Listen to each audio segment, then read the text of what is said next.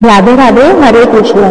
ज्येष्ठ अमावस्या की कोई एक विशिष्ट व्रत कथा प्रचलित नहीं है, बल्कि इस दिन से जुड़े कई धार्मिक महत्व और कथाएं हैं। मुख्य रूप से ज्येष्ठ अमावस्या पितरों को समर्पित है और इस दिन किए गए कर्मों का विशेष महत्व होता है। हालांकि कुछ क्षेत्रों में एक कथा प्रचलित है जो एक गरीब ब्राह्मण परिवार और एक पतिव्रता धोबी से जुड़ी है। इस कथा के अनुसार एक गरीब ब्राह्मण था जिसकी एक गुणवान और सुंदर पुत्री थी, लेकिन गरीबी के कारण उसका विवाह नहीं हो पा रहा था।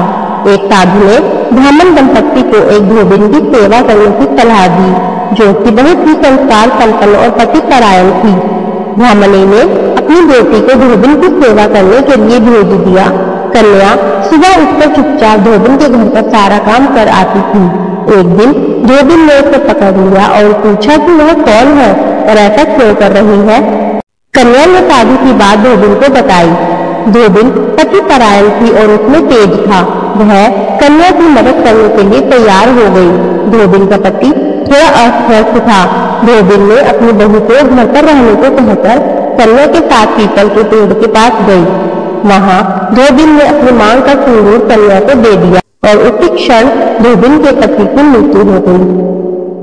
दुखी होकर कन्या घर से निकल पड़ी और एक पीपल के पेड़ के पास बैठकर 108 ईंटों के टुकड़े लेकर उनकी 108 बार परिक्रमा करके एक एक करके फेंकने लगी।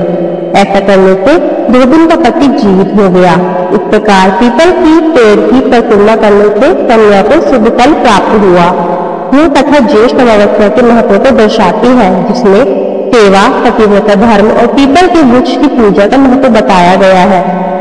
ज्येष्ठ अमावस्या का महत्व। यह दिन पितरों की शांति और मोक्ष के लिए महत्वपूर्ण है। इस दिन तर्पण और पिंडदान जैसे कर्म किए जाते हैं। कई स्थानों पर ज्येष्ठ अमावस्या को शनिदेव की जयंती के रूप में भी मनाया जाता है।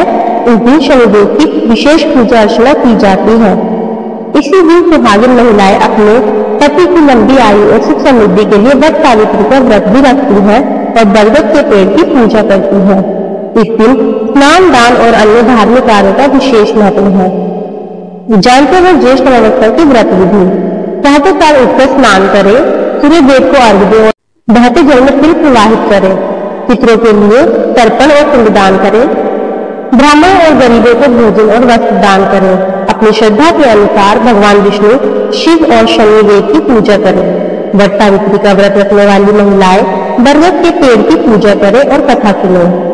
आपको हमारी वीडियो पसंद आई हो तो वीडियो को लाइक करें, कमेंट करें, शेयर करें। यदि आप इस चैनल पर नए हैं तो चैनल को सब्सक्राइब करना ना भूलें तथा बेल आइकन जरूर दबाएं। राधे राधे।